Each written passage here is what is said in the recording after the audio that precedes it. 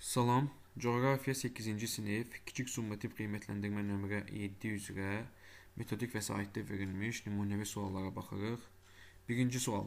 Üzvü aşınma hansı ərazilərdə daha intensiv gedir? Deməli, bildiyimiz kimi üzvü aşınma əsasən canlıların daha geniş yayıldığı ərazilərdə üzvü aşınma daha geniş yayılır. Çünki üzvü aşınma canlıların təsiri ilə gedən aşınma növüdür. Deməli, mülayim enliklərin çölləri düzdür. Burada bitki örtüyü var, amma lap çox deyil.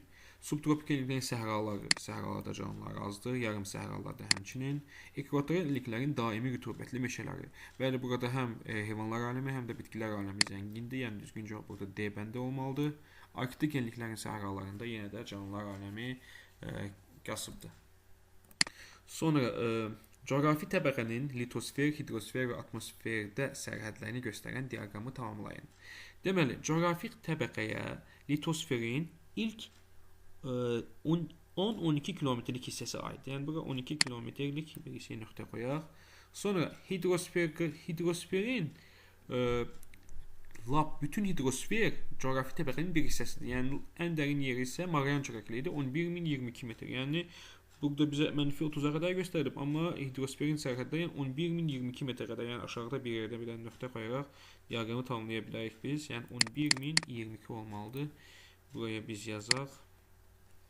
Mənfi 11.022. Sonra atmosferdə isə stratosferdəki ozon təbəqəsinə qədər olan hissə aiddir. Yəni 25 kilometrlik bir hissə aiddir atmosferdən də. Sonra bunları birləşdirərək diaqramı tamamlaya bilərik biz. Yəni bizə təxmini belə bir diaqram alınmalıdır. Litosfer, hidrosfer və atmosferdə. Litosferin ilk 12 kilometrlik, hidrosferin Marian çökəklinə qədər 11.022 metr və atmosferin isə ilk 25 kilometrlik hissəsi aiddir coğrafi təbəqəyə. Üçüncü sual. Qütb və tropik səhraların oxşar əlamətlərini müəyyən edin. Deməli, qütb səhraları və tropik səhralar. Birinci varianta baxaq, bizə deyir, bioloji aləmin kasıblığı və zəif torpaq örtüyü. Bəli, bu ortaq cəhətdir, düzgün cavab olmalıdır. Hər ikisində canlılar aləmi kasıbdır və torpaq örtüyü zəifdir. Sonra digər variantlara baxsaq, biz temperaturun yüksək olması düzdür. Tropik səhralarda yüksəkdir, amma qütb səhralarında əksinə soyuqdur. Rütubət çatışmamazlığı, qütb səhralarında rütubət var. Şərq sahillərində meşələrin yaranması bu səhralara aid xüsusiyyət deyil. Qərb sahil isti cərəyanların keçməsi bu tropik səhraların bəzən aid olsa da, amma qütb səhralarına aid deyil. Yəni düzgün cavab burada bioloji aləmin kasıblığı və zəif torpaq örtüyü düzgün cavab A bəndə olmalıdır. Sonra dördüncü sual. Kontur xəritəyə əsasən isti və quru səhraların yayıldığı əraziləri müəyyən edin. Deməli, isti və quru səhraların yayıldığı əraziləri müəyyənləşdirməliyik. Biz, deməli, bir səhralıq ərazi deyil, Amazon meşələridir, Braziliya yaylasıdır, ola bilməz. 2, Atakama səhrası ola bilər. Sonra 3, bəli, Namib səhrası və həmçinin Kalahari səhrası bu hissədə yerləşir. Əsasında Namib səhrasıdır. 4 ola bilməz, çünki ekvatorial meşələr zonasıdır. 5, əsasən savanna və səyir meşələr zonasıdır. 6, Çin düzənliyidir, səhra deyil. 7, Yeni Gvineya adası səhra deyil, ekvatorial meşələrdir. 8, səhrada Avstraliya deyilən, Qərbi Avstraliya yaylası. 9, Ərəbistanda səhradır. 10 isə səhra deyil. Deməli, düzgün cavab olmalıdır. 1, 2, 3, 8, 9 şəklində səhralar göstərilir bizə. 5-ci sual. Mülayim enliklərdə yaranan təbii zonaları müəyyən edin.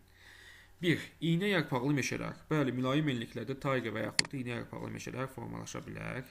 Meşə çöl və çöllər, bəli, meşə çöl və çöllərdə formalaşa bilər. Enli yarpaqlı meşələr, bəli, enli yarpaqlı meşələrdə formalaşır.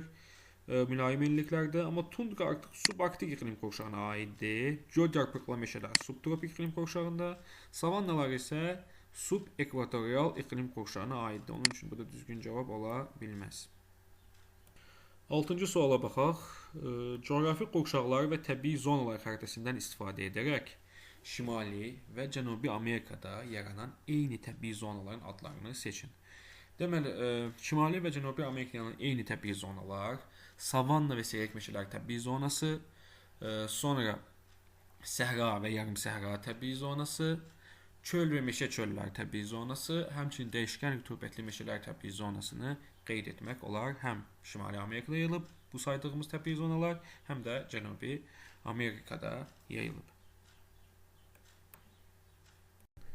7-ci suala baxaq. Xəritəyə görə okean cərəyanlarının təbii zonaların yaranmasına göstərdiyi təsirə aid misallar deyin.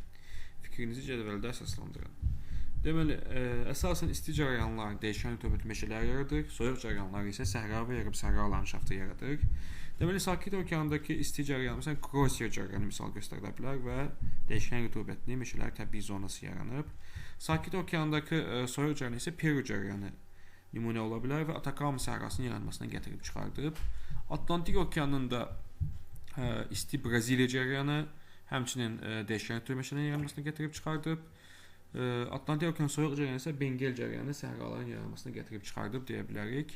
Hind okeanında Mozambik cərəyanı və soyuq okean cərəyanı kimi isə Qərbi Avstraliya cərəyanını qeyd etmək olar.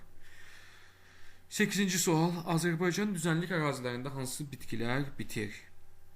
Deməli, ərazilər bizə Kür ərazi ovalığı, Lənkəran ovalığı, Şərq Ordubad və Xanı Xəriçay verilir və onu bitki örtüyünü müəyyənləşdirməliyik. Deməli, Kür ərazi ovalığında əsasən quraqlıq bitkilər, gəyən, kəngiz kimi bitkilər bitir, amma Kürçənin keçdiyi ərazilərdə isə tuqar meşələri yayılıb. Lənkəran ovalığında relikt və endemik ağaclar var, həmçinin subtropik iqlim aid olan meşələr yerləşir. Həmçinin buradakı digər bitkilərə, məsələn, Lənkəran akasiyası, Hirkan şümşadı kimi bitkiləri misal göstərə bilərik.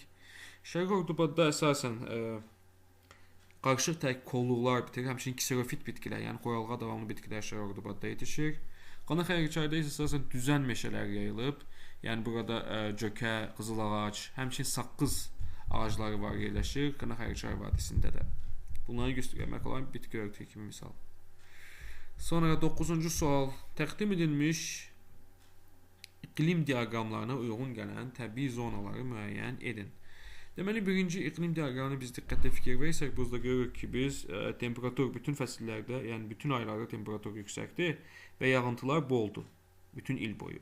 Yəni il boyu burada isti və rütubətli iqlim müşahidə olunur. Yəni Sinqapur, Asiya ərazisi bizdə özləri verilib. Yəni ekvatoral iqlim qovşağında yerləşir. Ekvatoral iqlim qovşağında isə həmişəyaşıl rütubətli ekvatoral meşələr təbii zonası yayılıb. İkinci iqlim diaqramı isə Afrikaya aiddir. Yəni temperatur yüksəkdir, yağıntılar isə yoxdur. Yəni tropik iqlim qovşağına aiddir. Tropik iqlim qovşağı əsasən səhra və yarım səhra landşaftına uyğun gəlir. İkinci diaqram. Deməli, birinci ekvatorial meşələr həmişəyaşıl, ikinci isə səhra və yarım səhra təbii zonalarına uyğundur.